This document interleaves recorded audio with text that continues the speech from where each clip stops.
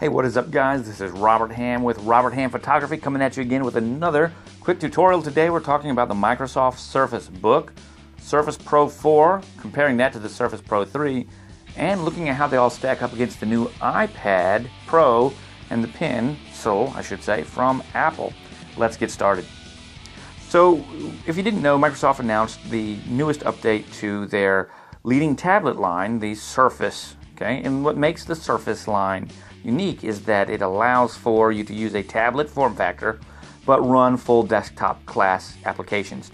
Now, if you're used to using an iPad, you may not realize, just because of how seamlessly and nice Apple makes sure that things are developed, that you're actually running not full-fledged programs but apps. So when you use, even if you use Word, which is a Microsoft program on an iPad, you're using an actual app, like you think a mobile platform. That generally means that there are a few features less rich than your desktop application, and although they may be integrated so that you can seamlessly use it, you may not be able to have the same kind of functionality that you would have on your desktop or your laptop.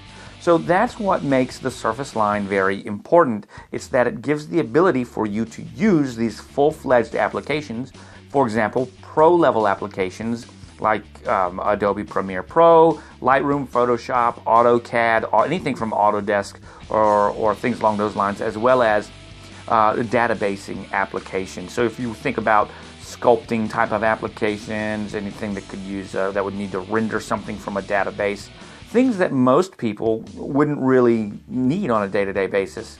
So that's what makes the Surface line interesting. And what happened was Microsoft had a Surface line out, the Surface Pro 3. Apple then released just a month ago the iPad Pro, and now Microsoft has gone ahead and released the Surface Pro 4. But when they did that, and we can see the Surface Pro 4 here, when they did that, they actually released a Surface Book.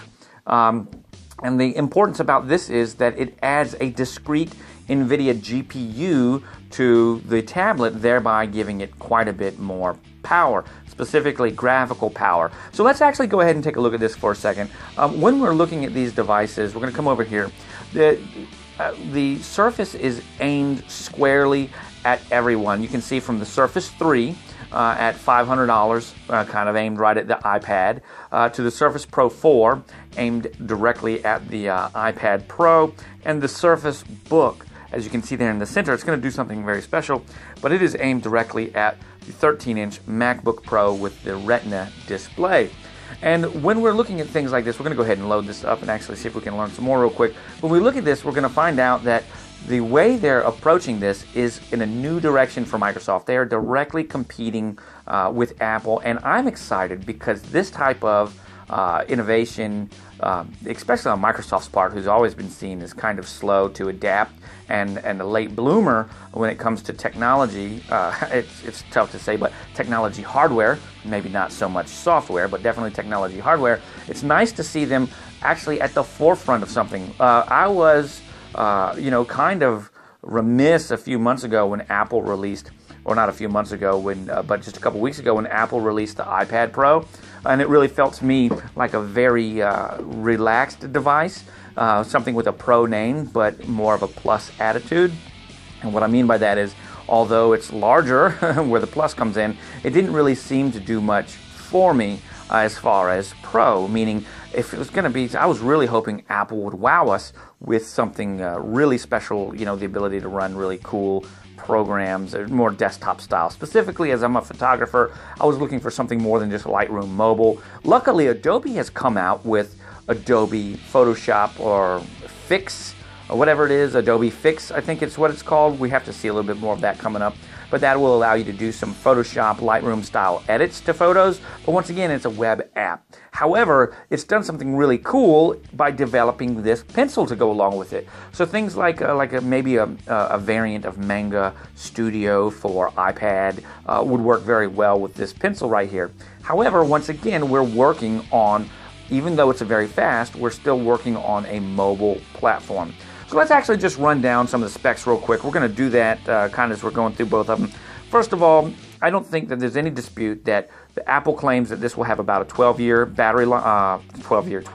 battery life. for the iPad Pro? I absolutely believe that. I think Apple still leaps and bounds ahead when it comes to battery from their layered contouring that they brought out with the new MacBook to their lithium polymer technologies or lithium ion technologies.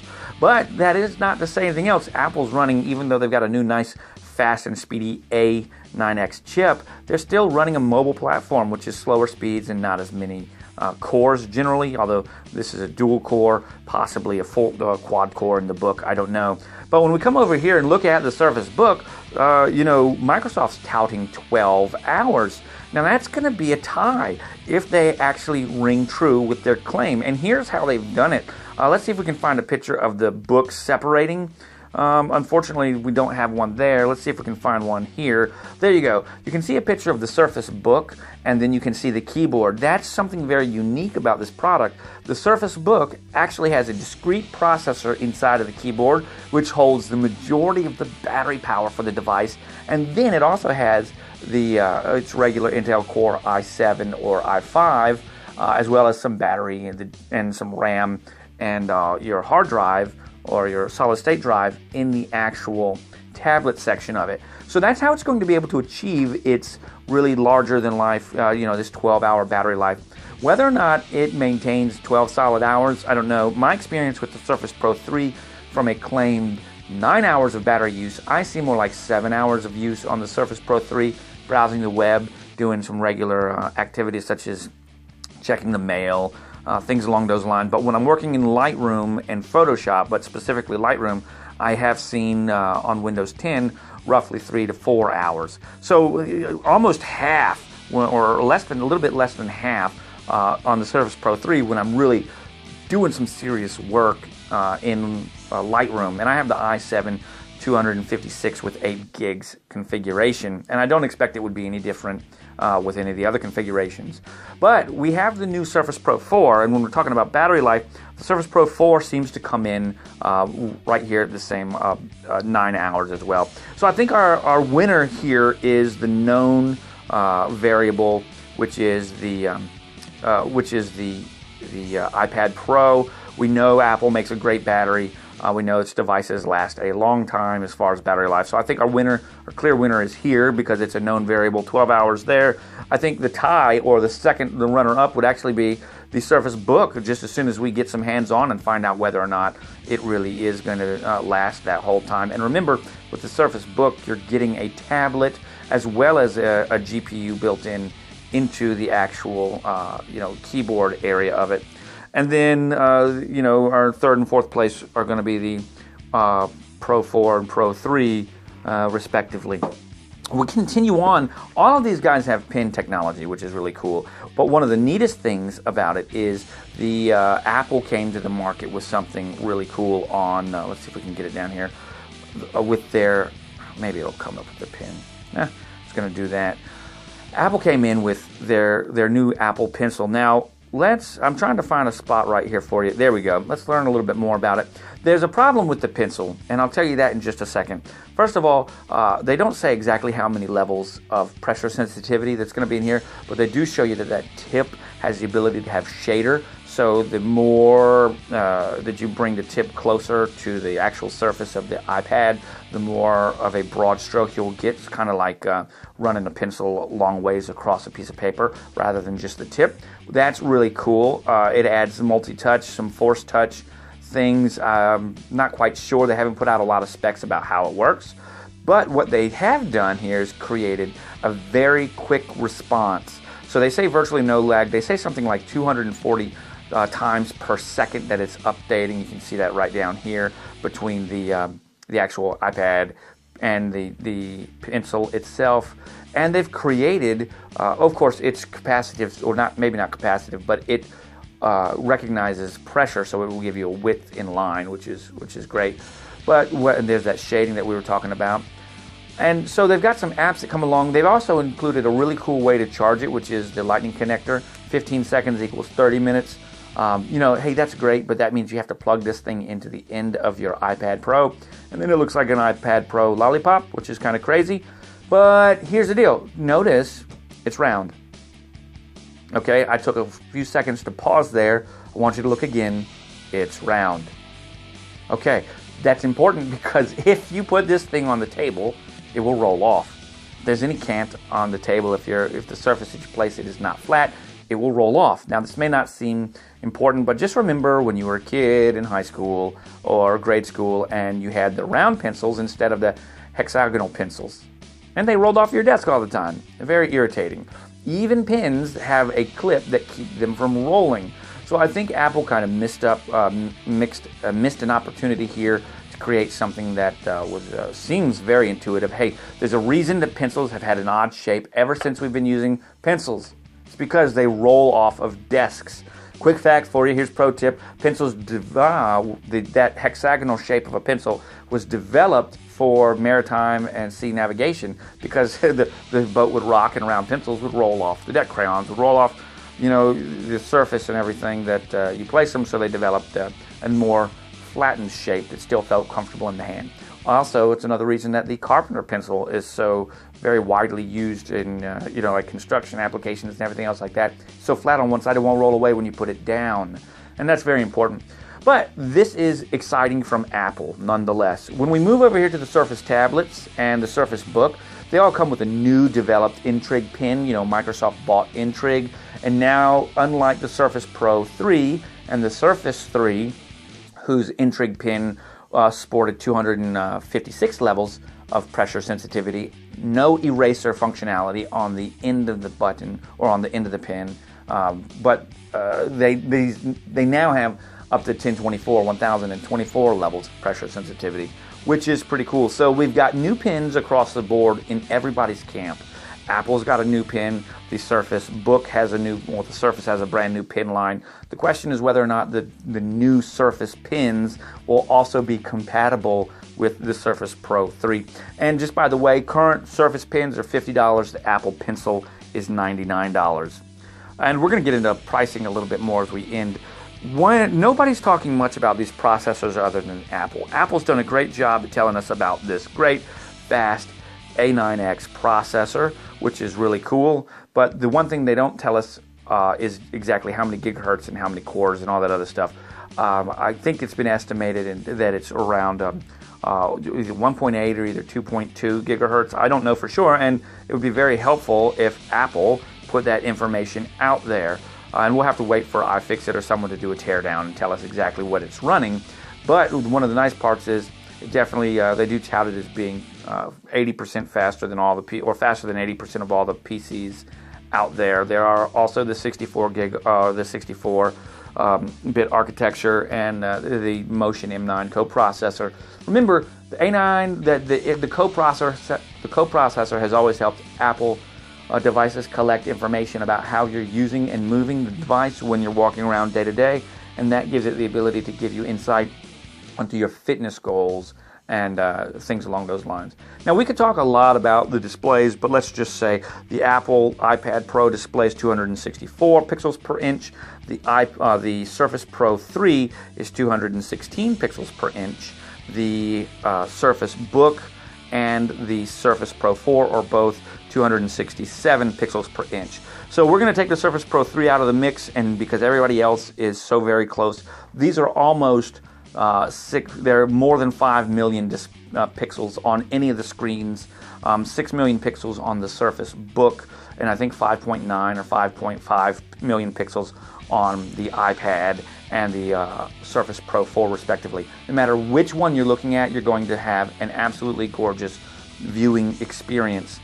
The only one of these devices, however, that comes with any kind of GPU support is the Surface Book, and they've done that by placing the GPU in the actual keyboard. Now remember, the device is detachable, the actual screen is detachable, and it's 7.4 millimeters thin. It is very thin, so it has that tablet feeling that you would want. So when you need to pull it apart, you've got a tablet, and Microsoft is calling this clipboard mode. Now be careful, because when you're using it in the tablet, you have no ports. Now it's going to feel and act very similar to an iPad with nothing more than a lightning connector for charging and connection to your PC or your Mac. The Surface Book, when you detach the actual screen and use it in clipboard mode, it will have no ports, just like the Apple iPad Pro has no ports, except for the port to plug it back into charging. And in the case of the Surface Book, the way that you will charge it will be to plug it into its keyboard dock. Well, it's not really a dock, but you plug it into the keyboard. Now, a lot of attention has been drawn to this new hinge that you see down here in this area, and I'm just going to say I like it. However, it's a very polarizing feature. Some people love it, some people hate it. When we're talking about performance, though, having a detachable screen with the i5 or i7 model and at least 8 gigabytes of RAM, you gain the ability to add that GPU into the keyboard.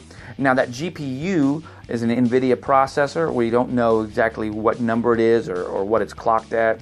And so that's something that we'll just have to wait for people to tear it apart or for Microsoft to let us know.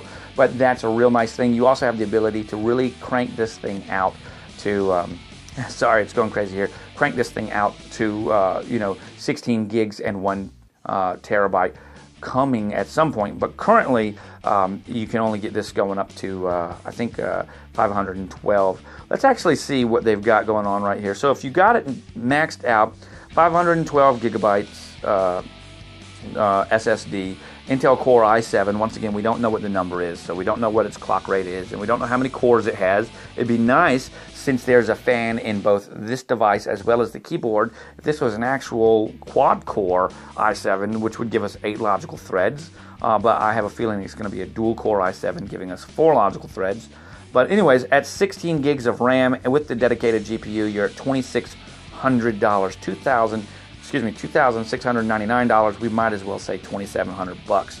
The base model is going to start in at $1,499, but once again, you lose that dedicated GPU. And for me, if I'm buying this device, that's a no-brainer. I'm going to actually have to come up here immediately and not even consider the other ones, because if I was buying this device over the Surface Pro 4 or the Surface Pro 3, the one thing that it's going to give me other than battery life is that GPU.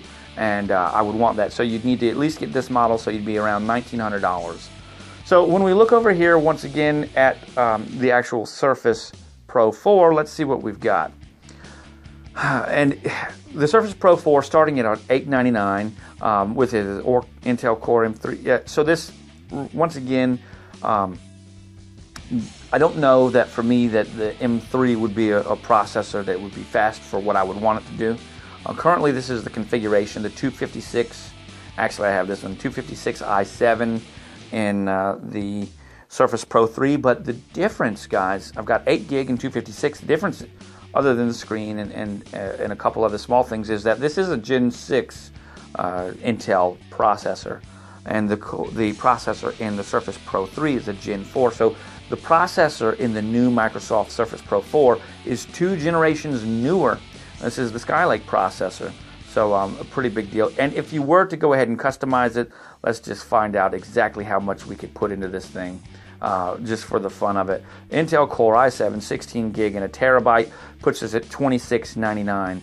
Now, we got a lot of storage, that's for sure, but we also don't happen to have the GPU that was in the Surface Book, like we were looking at right here.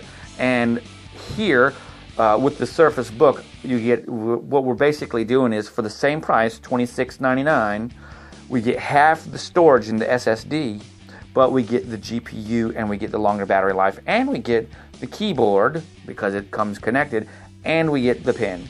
In the Surface Pro 4, maxed all the way out, we get the 1 terabyte SSD.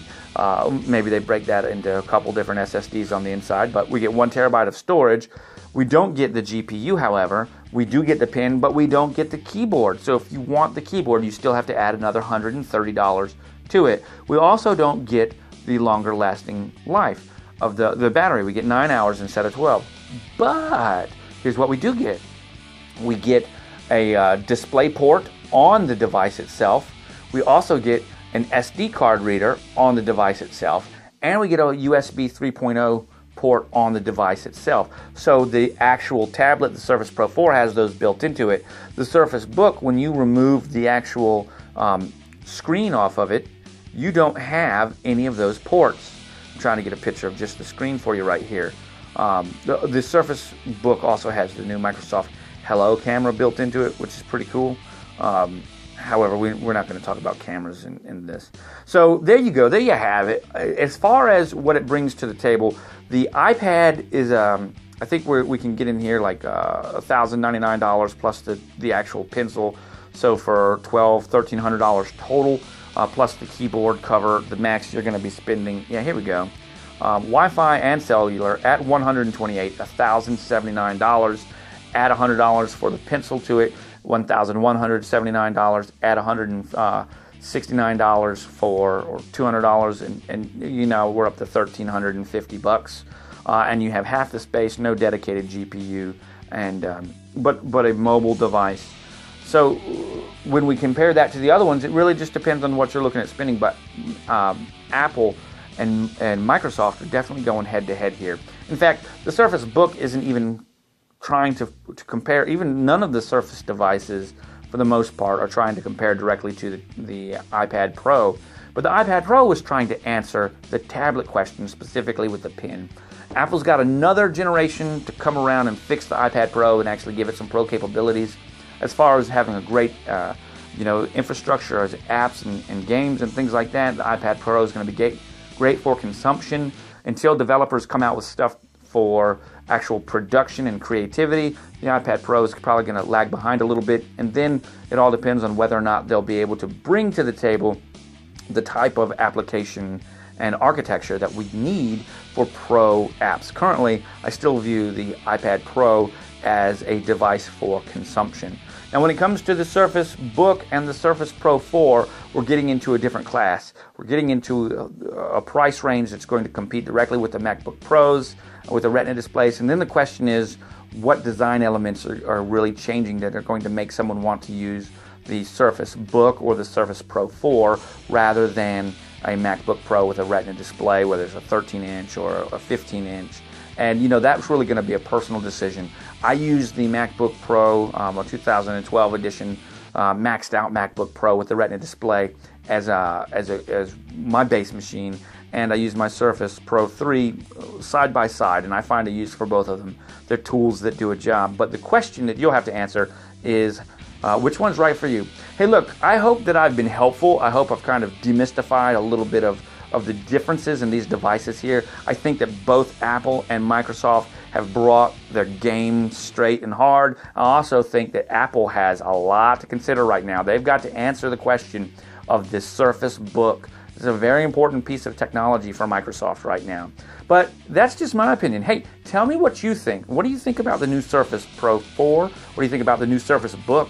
Are you excited about the iPad Pro and the pencil? Sound off in the comments below. Once again, guys, my name is Robert Hamm. I'm with Robert Hamm Photography. Catch me over on Twitter at RobHammPhoto. You can find me on Facebook and YouTube at /Robert Hamm Photography. Thanks for watching.